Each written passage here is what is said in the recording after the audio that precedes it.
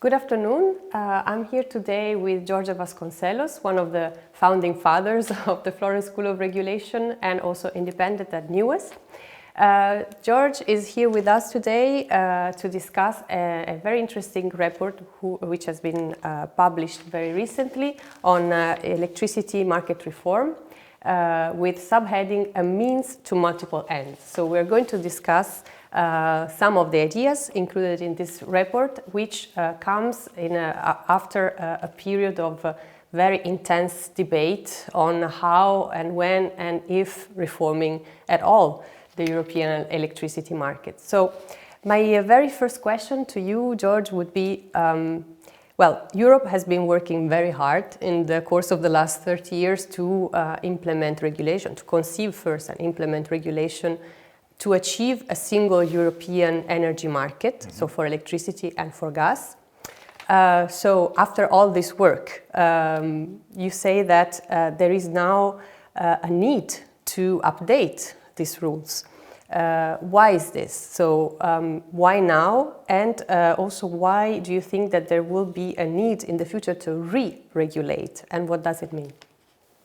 Right, well, thank you very much, Ilaria, for the invitation and for this opportunity to discuss some of the ideas that I launched in this report. Answering the first part of your question, I felt the need to publish this report because in 2022, as you know, there was a formal process of reforming the electricity market in the European Union. The main reason was the need to adapt our gas and electricity markets to the new conditions that were created by the disruption of Russian gas supplies to Europe. But this is indeed a very important reason to think about how our markets work and try to improve that functioning. But there were reasons well before the war started that required a reform. And so I felt that it might be useful to recall in this second report why we needed a reform, why we need a reform, and why this reform will be just the beginning of a reform process and not the end of the story. The second part of your question, why do we need to review the way our markets are functioning if they have been working for so long? I have had the opportunity of being there at the beginning, so recalling why we created this market as it has working for so long. But in the meantime, conditions have changed, right? And markets are just a means to certain goals and not an end in itself. And some market fundamentalists, very often they forget that markets are a means and they believe that they are a goal in itself. Another mistake that market fundamentalists do very often is to see an opposition between pro-market position and any kind of state intervention or planning, which in my view is not correct. And we can have a fully pro-market view and at the same time identify the need for some kind of not only regulation, but even some kind of coordination and planning. Well, the third big mistake of market fundamentalists is that they stick to the standard theory, which is very good to explain why there is an equilibrium, but are completely incompetent to describe evolutionary processes. And this reform is all about evolution, right? So we started by creating markets where there were no markets, there were only monopolies. And those markets evolved both in gas and in electricity, became very sophisticated constructions. But in the meantime, as I said before, something happened. And this was a change in our attitude collectively, not only in Europe, but worldwide, especially visible with the Paris Agreement in 2015. But well before that, the European Union was a leader in the process of trying to avoid the consequences of climate change, to mitigate climate change. And some policies were approved back in 2007. Namely to promote renewable energy sources and more efficiency, so a reduction of energy demand and more use of renewable sources. And looking into the future, it became clear already at that time that this would require a serious reform of our markets, because gas demand, according to the Commission forecasts back in 2006, would decrease by 2020 and then 2030 and so on, while intermittent renewable sources of electricity generation would increase. And as you know, some governments like Belgium Denmark have already announced that they want to have a fully renewable electricity system by 2030. Germany says it will reach 80% by 2030 and 100% by 2035. So this is a deep structural change, and this requires changing the rules of our markets and organizing our competitive processes in a different way. This was not done before, and we are starting doing it now because in the meantime, there was, unfortunately, a war and the energy price crisis that revealed some of the weaknesses of our gas and electricity markets. So it's a long answer to your question. No, yes, but it's very, very interesting, and also very interesting to understand that, in fact, this reform was already needed before it actually, before the crisis, before the war, and before it actually became so relevant in all debates, no? So, and maybe also the crisis was an opportunity to show the limits of the existing regulation. So, thanks. That's extremely interesting, and I like your answer to this reform that is needed. Your suggestion, your vision, if you want to, which is I think quite revolutionary. So. In your report, you mentioned DDIES, so basically local platforms, and you insist on the concept of energy system decentralization. So what are these DDIES? How do they work? Would they change the shape of the existing system? And also, if you have any concrete examples, I think this would help us understand better what you propose. Right. See. The digitization of energy is evolving very slowly, but it's inevitable because digitization is one of the big structural changes of this century, right?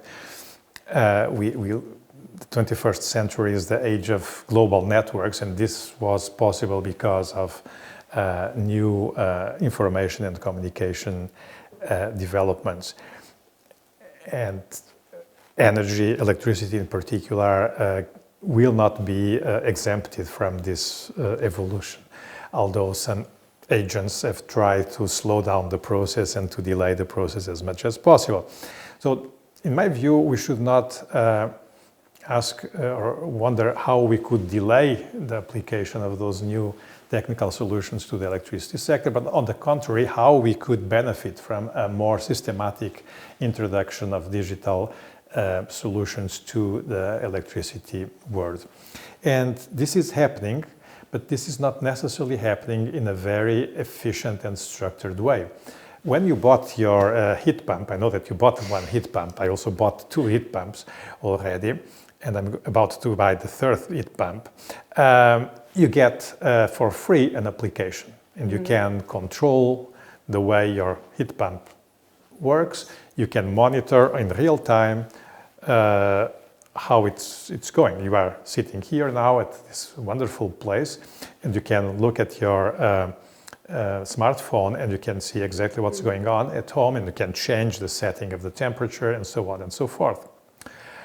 If you were allowed to buy a photovoltaic to build in your house, which unfortunately you are not because of so many administrative barriers. You'd also get an app for free with your panels and the inverter, and you would be able to monitor the functioning of your solar panels and to control the way that electricity is being managed within your house. If you have an electric vehicle and you charge it at home, you also get an app for free to monitor the charging and to control the monitoring, the charging of your vehicle. All this is there for free, and people are starting using this. You also have applications for free on the internet which allow you to coordinate the management of those different energy resources, right? Charging your electric car, heating your house, putting your washing machine into action, or things like that. Managing your demand in your home or in your office or in your shopping center or in your office building. And this is happening, and it costs basically nothing because those applications are for free, or you can buy more sophisticated applications for a very small amount of money. So people are doing this at the very local level. That's what I call the mini platforms. I have one platform in my home where I manage my energy resources. You have yours, and many people, more and more people, are adopting this solution. But then we would like to share, for instance, our electricity. When I am not at home, now I am here in Florence, I am not in my hometown, so I could give the electricity that is being generated, or at least part of the electricity that is being generated by my photovoltaic, to my neighbor. Unfortunately, the law does not allow for that yet, but with the new reform of the electricity market, this will be soon possible. But we need applications, we need the software and also the rules, the regulation that enables us to do those kind of transactions. And so we move from the mini platform, which is our platforms at home, to a more collective thing, which can be a community. We can build a community of an energy community. This is already allowed by law nowadays. And then we can think about still another level of integration, which is what I call the local level. So it's the municipal, intermunicipal level. And why is this the cornerstone of the energy transition and of the market reform? Because to decarbonize energy, we have to look in a very pragmatic way to where the energy is flowing nowadays and how we can replace the fossil fuels with green, clean energy. And if we look at the statistics, we realize that in the European Union, 42% of the energy is used in buildings, and about 80% of this is for heating and cooling.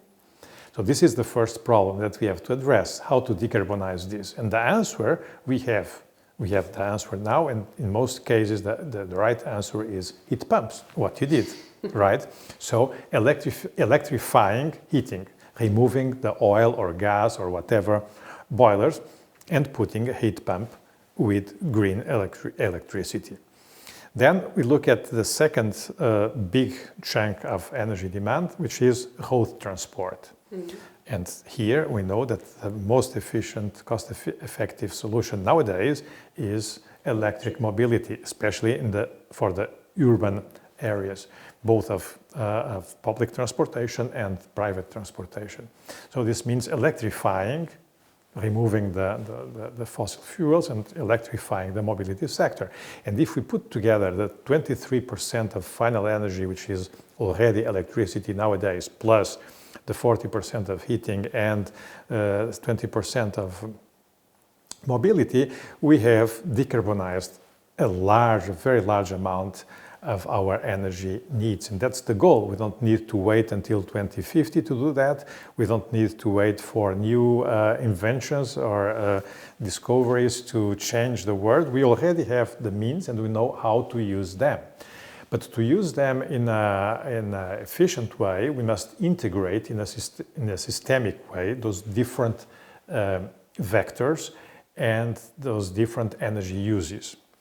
And electricity, which until now represents only 23% of the total final energy use, will suddenly become much more important, but not only in quantitative terms, but also in qualitative terms.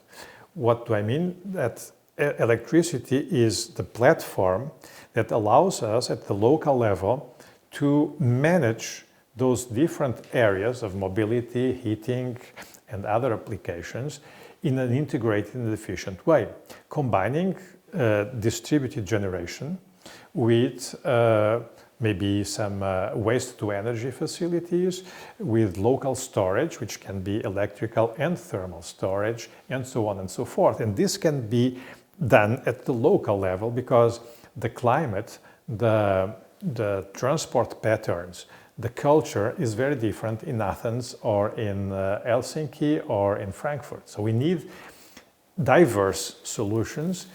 The purpose is the same, is to get the best possible integration and decarbonization of our energy use, but the solutions will be different. And we must live with this diversity, right? Yes, absolutely. There is nothing wrong with that. No, not that I see. And actually, I think what you just described goes very much in line also with the energy system integration strategy of the European Commission, which is from 3-4 years ago. But it has precisely this attitude, this approach to first trying to make efficient all the processes and then electrifying. So in a way, what you propose is some sort of micro circularly shaped islands, if I can describe them like that, with electricity as the energy vector connecting all of this. But then this brings me to the next question. It seems to me that one of the difficult parts is then connecting all the dots. And I think there's a part in your report which explains exactly how to connect the dots. So how to interconnect all these small islands, small platforms, which, as you said, are not necessarily looking exactly the same. They're not identical to each other. Right. But still, if we take a European perspective, they will need to be somehow interconnected. Sure, and of course we don't want to lose the benefits of an integrated European market. I mean, physically our European electricity network has been interconnected for many years. I mean, 100 years ago, Belgium was exporting electricity to Italy already. We don't want to lose the advantages of cross-border electricity trade, of course. But what we have built over the last 30 years is a kind of monopoly, right? We have defined rules, common rules, that we wanted to be applied everywhere. And we created a centralized marketplace, which is a monopoly. Everybody is obliged to go through that market mechanism, market model, which is the only one acceptable.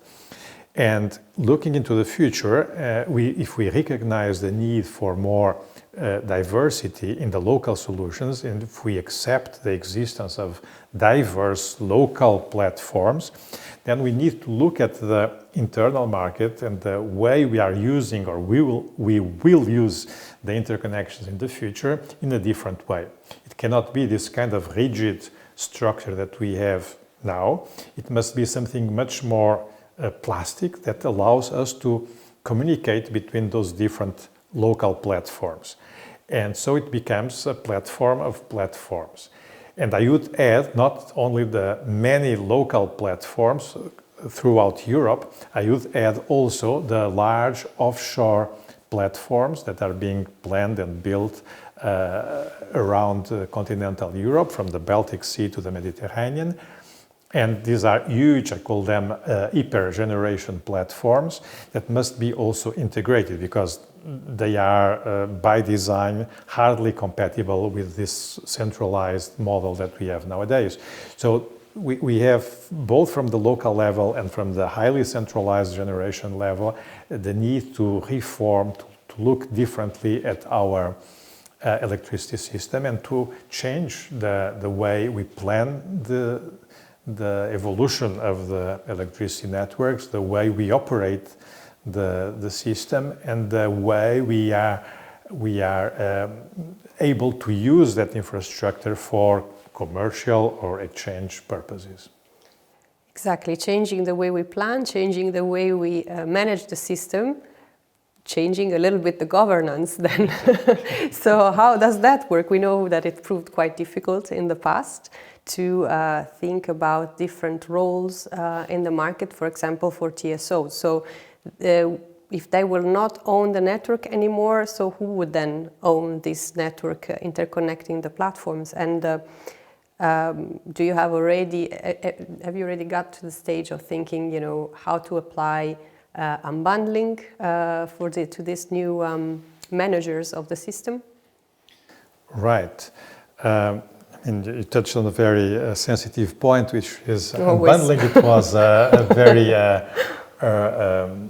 hard process to get this separation of functions, not only of accounts, but also of functions. And some people tried even to introduce ownership unbundling, which did not succeed, although it was adopted in many member states. But you see, I said some minutes ago that the 21st century is the age of the global networks. Of course, we are not going to have a single global electricity network, although some scientists in the late 1980s in the Soviet Union have drafted plans for that, and some Chinese authorities some years ago also were propagating this idea of worldwide interconnections. I don't think that this is going to happen, at least very soon, but what will happen is that the electricity networks, at least in Europe and in North America, will become continental networks. Because we have now the technical means to manage these networks in a more efficient way, in a more integrated way. And this has to do with the history, of course, of the development of those networks. They have a very high symbolic power, so that's the national grid, the national control center, the national operator, and this has been there for decades, so it's politically and symbolically very important. But the reality is different, and I think that citizens and consumers should be aware of that, in an physically interconnected electricity system, there are no borders and there are no national borders, because electricity travels at the speed of light, and any trouble in Switzerland or in any point, I was mentioning Switzerland because of the blackout that we had here in Italy in 2003, a problem at any point of the interconnected system will propagate instantaneously to all the systems. So we need a more integrated governance. And it's very strange because we have been successful in designing and implementing centralized marketplaces, but we did not succeed in implementing a centralized technical operation of the system. But there are lots of good economic and technical reasons to do that. Mm-hmm. This does not mean creating a super European new company which owns all the network assets throughout Europe. What we need is to create an independent system operator, European system operator, who is responsible for managing and planning that infrastructure according to the public policies of the European Union, the member states, and making sure that those infrastructures, those networks are being used in the most efficient way and keeping reliability and security of supply, because that's what we want to get from there. So it's not really an issue of giving more or less power, changing the balance of the institutions in Europe. I think we should be very pragmatic, looking at the technical realities and the internal evolution of electricity systems, and see that this is a logical necessity. This is something that should be done for the benefit of everybody. And you see here I am advocating for Europeanization of a function that can be better performed at European level than at national level, While at the same time, I advocate decentralization because it's at the local level that energy integration is more efficient. So we have to be flexible, and we should not be ideologic or too dogmatic on these issues. Yes, we shouldn't. And I'm thinking, or actually, this is a question I would like to ask you. This ISO, do you think... European. A European ISO. Do you think it will help solving some of the existing issues? For example, better coordination across the networks, better planning overall of the infrastructure? And do you think that this will be a natural evolution of the status quo of the system, or what is needed actually to start this new approach, if you want to? It's very easy. It's just all you need is a clear specification of the technical functions of managing a physically interconnected power system, electricity system. And then you see very quickly that anything that is not a centralized approach is a suboptimal solution. And there is nowadays no technical reason not to perform the centralized control of the system. We are sometimes so ridiculous. For instance, when we agreed on this function that should be centralized, but then people discuss about where to put the computer that is going to perform that function. This is so ridiculous. I'm sorry, but this is not the way we should build Europe. So let's be adults.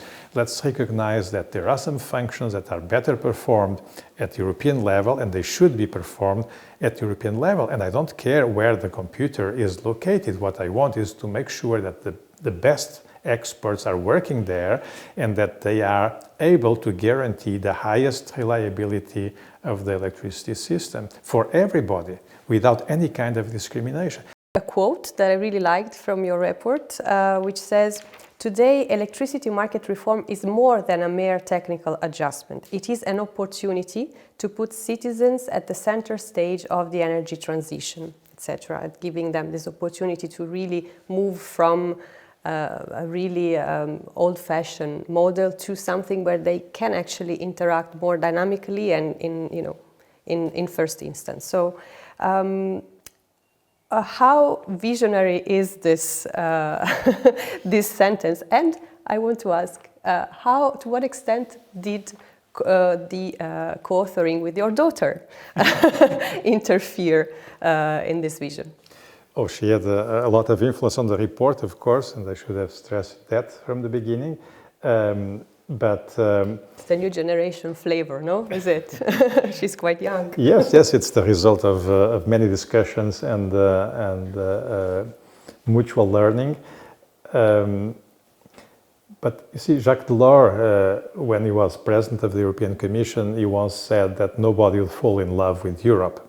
And I would say that nobody would fall in love with or even understand the rules for an integrated flexibility market or an intraday electricity market in Europe. This is so abstract, this is so remote from our daily life, this tells me nothing. So I don't want to be engaged, I don't care about that as a citizen. But if we move the focus from that abstract level, remote European discussions, to the local level, where we have to make political choices about what kind of transport, what kind of mobility we want to have in our city, whether we should go for biofuels or for electrification, where heating should be provided through a district heating network or through decentralized heat pumps. These are the kind of political choices where almost everybody is interested in participating, right?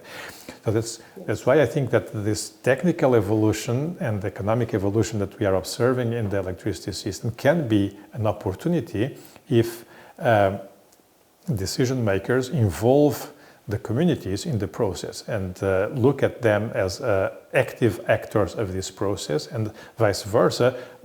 If we citizens feel that our voice is heard, that our decisions, not only our investment decisions, but also our not only our individual investment decisions, but also our collective decisions at the local level really have an impact and make a difference, then I will understand that the energy transition, this energy transition, is not an abstract, remote thing, is something that where I can participate every day individually and together with my neighbors and my friends in my community.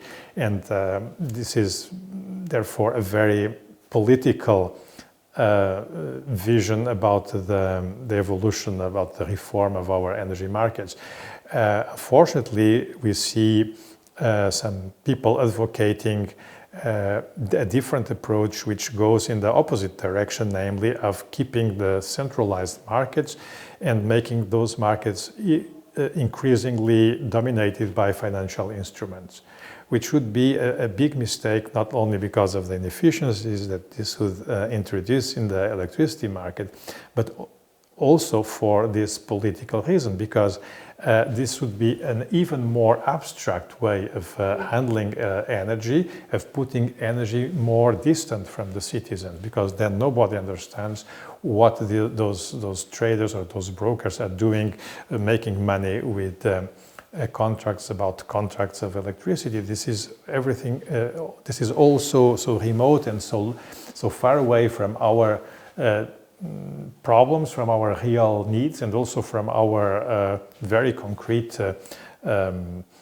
will to participate in a political process, that I think it's extremely counterproductive, and we should not go along that road of financialization of the electricity system or the electricity economy. Yes, an opportunity for all those citizens who really want to seize this opportunity and take part, yes, really an active part in the energy transition. And there are many, as you know, there are lots of communities, cooperatives being created in Europe in many cases with the help, the support of the municipalities.